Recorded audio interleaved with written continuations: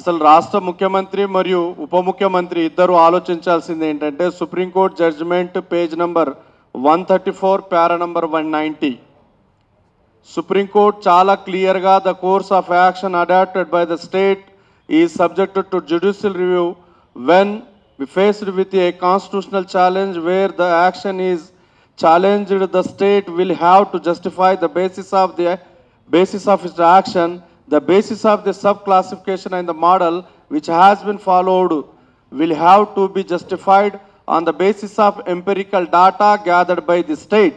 In other words, while the state may embark on a exercise of sub-classification, it must do so on basis of quantifiable and demonstrable data bearing on levels of backwardness and representation in the service of the state.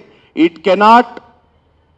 cannot, in other words, merely act in its whims or as a matter of political expediency.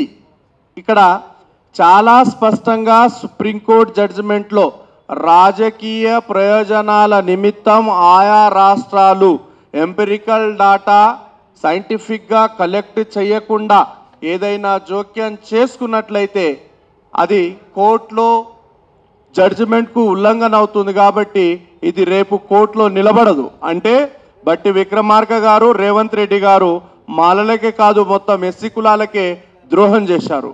బట్టి విక్రమార్క గారు మాల కులానికి చెందిన వ్యక్తిగా deputy CM పదవిని దక్కించుకున్నటువంటి వ్యక్తి కనీసం మాలల మీద జరుగుతున్నటువంటి అన్యాయాన్ని అసెంబ్లీలో ప్రస్తావించకుండా శాసన మండలిలో బిల్లు ప్రవేశపెట్టడాన్ని మేము తీవ్రంగా వ్యతిరేకిస్తున్నాం. అతన్ని జాతి ద్రోహిగా ప్రకటిస్తున్నాం.